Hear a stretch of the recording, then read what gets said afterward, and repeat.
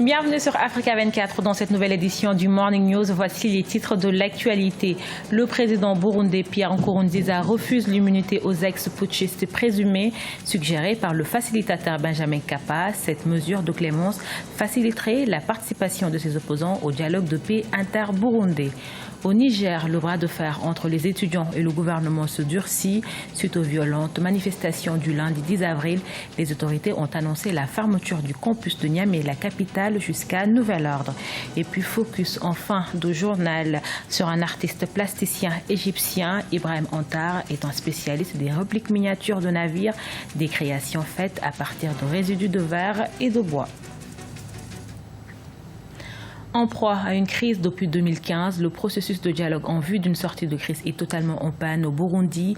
Et pour faciliter ces pourparlers, le facilitateur Benjamin Mkapa a suggéré au président Pierre Nkurunziza d'accorder une immunité aux ex-putschistes, une demande que le chef de l'État a refusée. Sharon Kamara.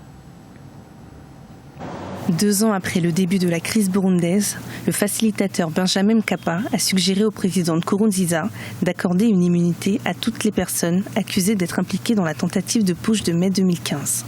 Le président de la République du Burundi y a opposé une fin de non-recevoir. Le président n'a pas refusé d'accorder une immunité provisoire. Il a informé le facilitateur que selon le prescrit de la loi burundaise, ce concept d'immunité provisoire ne figure nulle part dans le texte qui régit du Burundi. Cette mesure de clémence avait pour objectif de faciliter la participation des opposants au prochain pourparlers de paix inter-burundais.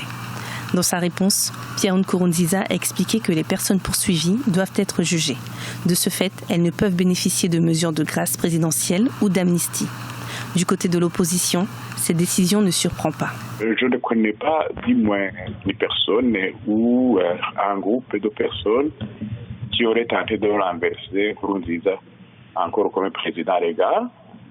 Et le seul qui a fait un coup d'État contre la Constitution, contre le peuple burundais, c'est Nkurunziza et son oligarchie. Alors que le Burundi est plongé dans une crise depuis 2015, les pourparlers inter-burundais, dont l'objectif est d'aboutir à une réconciliation nationale, sont au point mort. La situation du Burundi sera le sujet principal du prochain sommet de la Communauté d'Afrique de l'Est, qui aura lieu à la fin du mois d'avril en Tanzanie. Des solutions pour une sortie de crise y seront évoquées.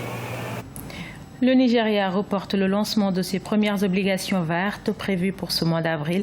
L'émission devra attendre le vote du budget au Parlement. Le Nigeria a besoin de lever 6 000 milliards de naira, soit l'équivalent de son budget annuel, pour résorber son déficit en infrastructure. Entré en récession en 2016 pour la première fois en 25 ans, le pays prévoit pour redresser la barre mobiliser jusqu'à 10 milliards de dollars cette année via des prêts. C'est l'un des plus grands lacs du continent et le seul ayant la capacité de produire de l'électricité à partir du gaz de méthane qu'il contient. Long de 89 km, le lac Kivu se situe entre la République démocratique du Congo et le Rwanda, 2 pays voisins qui ont signé un accord d'exploitation commune de ce gaz dans le but de produire de l'électricité. Les précisions de notre correspondant Jacques Amboka. Sous cette eau verdâtre repose le gaz de méthane, une ressource naturelle comportant du dioxyde de carbone. Pour la mise en valeur du lac Kivu, un projet d'exploitation commune a fait l'objet d'un accord entre les 2 pays qui les partagent, à savoir la RD Congo et le Rwanda. L'un des plus grands lacs du continent, le lac Kivu est aussi l'un des rares susceptibles de produire de l'énergie électrique. Le lac Kivu a le gaz méthane qui, dans la partie du Congo, n'est pas exploité. Et comme ça peut un jour se révéler comme un lac tueur, comme on a vu le lac Nyos au Cameroun qui avait tué dans les années 80 des gens. C'est-à-dire lorsque vous approchez le lac, vous tombez et vous mourrez. Parce que vous avez inhalé le gaz méthane. D'une profondeur moyenne de 240 mètres, 2700 km² de superficie et 89 km de longueur, le lac Kivu peut générer des revenus dans les caisses de l'État par l'exploitation de gaz de méthane, source d'énergie électrique. Son exploitation va baisser la concentration de cette substance toxique qui affecte dangereusement la biodiversité et met en danger les populations environnantes.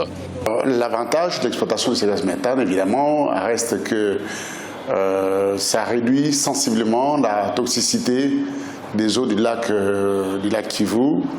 Comme vous le savez, ce lac n'a pratiquement pas de poissons à cause de la présence du gaz méthane. Alors que la RDC traîne encore les pieds quant à l'exploitation du gaz, le Rwanda a inauguré au mois de mai 2016 une centrale électrique, les Kivu Watt, qui produit 26 MW d'électricité. En attendant d'emboîter les pas à son voisin, la RDC n'utilise ses précieux patrimoines que pour la pêche artisanale et comme voie de transport où flottent des petits et moyens navires. Au Niger, le campus Abdou Moumouni de Niamey, la capitale, ferme ses portes suite à une violente manifestation d'étudiants lundi 10 avril. Les autorités ont annoncé sa fermeture jusqu'à nouvel ordre. Les étudiants du plus grand campus de la capitale réclament de meilleures conditions de vie et d'études. Siamlo Victoria Sedji. Au Niger, la principale université de Niamey est fermée jusqu'à nouvel ordre. Le gouvernement nigérien en a décidé ainsi, et ce depuis lundi 10 avril 2017, suite aux violents affrontements entre étudiants et forces de l'ordre. Près de 23 000 étudiants protestataires sortis massivement dans la rue début avril revendiquaient de meilleures conditions de vie et d'études. Il y a de cela plusieurs mois que cette situation perdure. Nous avons lancé un ultimatum, nous sommes allés à 2 mois de 72 heures. Jusque-là, rien n'a été fait. Nous sommes en face d'un gouvernement qui fuit ses responsabilités, d'un gouvernement qui pense qu'il faut aller par la force pour régler les problèmes. Nous sommes dans un système d'un État policier.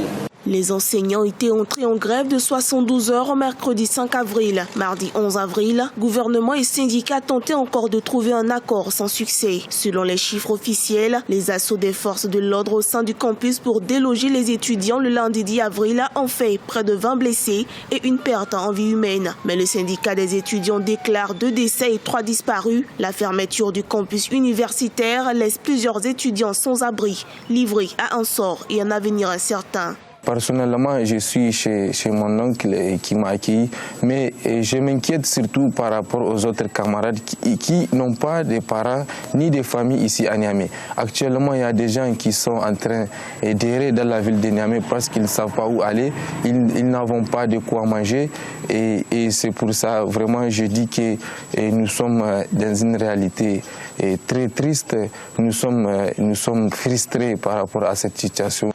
À Niamey, la situation reste tendue. Plusieurs observateurs prédisent la possibilité de nouveaux affrontements. Des membres de la société civile dénoncent ces violences policières, rappelant qu'entre septembre et octobre 2016, les étudiants étaient sortis pour protester contre leurs mauvaises conditions d'études. Il fabrique des œuvres particulières. Ibrahim Montar est un artiste plasticien égyptien, spécialiste des répliques miniatures de navires, des créations faites à partir de résidus de verre et de bois qu'il expose tous les ans à Caire, la capitale. Oumou Kalsoumba et Siamlo Victoria Sedji. Ibrahim Montar est artiste plasticien. Natif du Caire, il utilise du fil, des petits morceaux de bois et des bouteilles en verre pour fabriquer des répliques miniatures de navires égyptiens. Ibrahim Montar exerce son art depuis 9 ans. Il a aménagé un atelier chez lui où il passe des heures à confectionner des œuvres d'art. Depuis 3 ans, l'artiste organise une grande exposition. L'événement dure 3 jours et enregistre tous les ans une centaine de participants. Je dessine le navire sur un morceau de bois et puis je commence à utiliser une scie pour le couper. Ensuite, j'utilise du papier de verre pour l'adoucir et récupérer les pièces du navire pour le travailler à l'intérieur de la bouteille en verre. La réalisation d'une œuvre me prend 2 semaines. L'Égypte dispose d'un patrimoine culturel immense, notamment de jeunes pétris de talent. Cependant, les artistes souffrent d'un manque en infrastructures et de financement afin d'exercer pleinement leur art. Lors de mes expositions, beaucoup de touristes achètent mes œuvres d'art.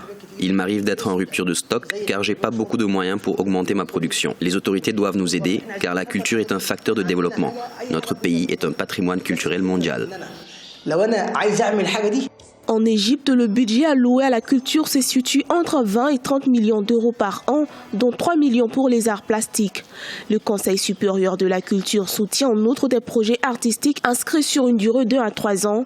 Les artistes qui obtiennent ces subventions reçoivent un salaire mensuel de 600 à 3 000 livres égyptiennes selon le type de projet et le besoin. Ce journal a été réalisé par l'ensemble de la rédaction. Nous vous remercions pour votre fidélité. Dans un instant, une nouvelle édition de l'actualité sur Africa 24.